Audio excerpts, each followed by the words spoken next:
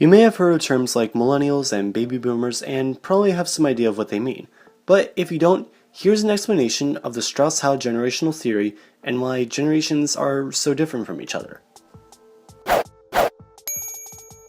In this theory, these generations don't refer to reproductive cycles, but are cohorts representing 15-year cycles involving cultural aspects and important events happening as people were growing up, and how they may see the world. Be it based on politics, technology, or economics, it could even do with Geschlechtsverkehr, and whether or not they had a part in shaping their worlds. However, this definition mainly applies to North America and Western Europe, so if any of my Eastern European or Asian or African audiences feel a little bit different from this, that's why. The first generation described in recent American history is the Lost Generation, born in the 1890s, who came of age during World War I, some probably having fought in it. They also had a heavy presence in World War II, with notable members including Dwight Eisenhower, Harry S. Truman, Benito Mussolini, Nikita Khrushchev, and Mao Zedong.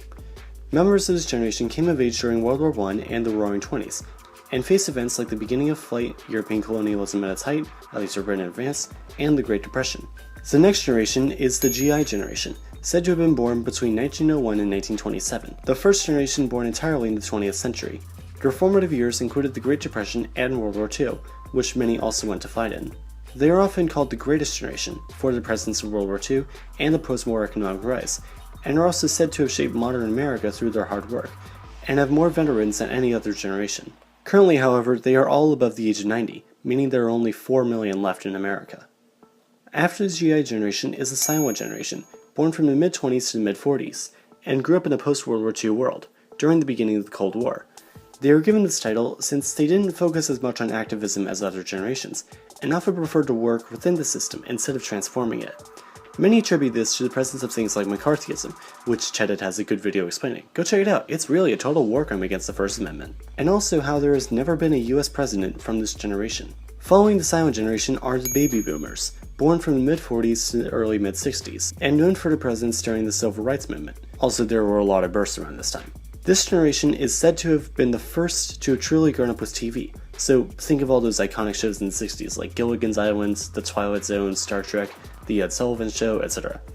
They are also said to have developed a yuppie-type style attitude to business. Oh, and by the way, this was a pretty trending topic back then. After them are Generation X, born between the 60s and the 80s, and often dubbed the MTV generation, back when it was music television, not moronic television, and are often seen as cynical or slackers, and are frequently viewed as a not very unique buffer between the baby boomers and the millennials. At least this is how they're viewed by the other generations. They grew up during everything that happened during the 80s and 90s, like the end of the Cold War followed with the Berlin Wall, the AIDS epidemic, and the Reagan and Clinton administrations. The penultimate generation are known as the millennials, born during the 80s and 90s, and grew up during the events of the 2000s, like the new millennium, hence the name, 9/11, the War on Terror, the Great Recession, and the 2008 election. And many are known for not taking part in things like religion and political parties. They are currently young adults, many in new 21st century industries. Whoa, did you not read the title? And are widely known for being complained about for ruining everything, or being this kind of weird, enigmatic alien species. Mainly by the baby boomers. And if any of them were around before the rise of the internet or during the Cold War, they probably don't remember much of it. Finally, we have the generation I'm a part of, Generation Z, also known as iGen or the Founders. Generation Z was born from the late 90s to around 2010. Full disclosure, I was born in 2000. And are the first generation to not know life during the Cold War or without the internet, and grew up in this decade often taking for granted our black president and government support of LGBT+ rights. Though most of us are older than sites like Facebook and YouTube, most of us are still younger than Google and don't really know life without these websites. Or at least without hearing of these websites. We are mostly in our teens and early 20s, and are known to older generations as the digital native generation, known for always being on our cell phones and for always being able to find an internet connection no matter the circumstances, and often helping them out with computer stuff. There's one more generation that isn't always included though, and that's Generation Alpha.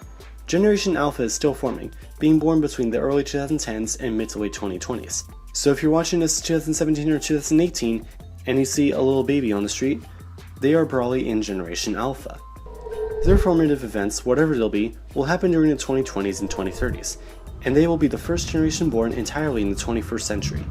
They will grow up to see the rise of many things currently in the works, or that may still be theories. So basically, that was a short explanation of each of the generations and how it all works.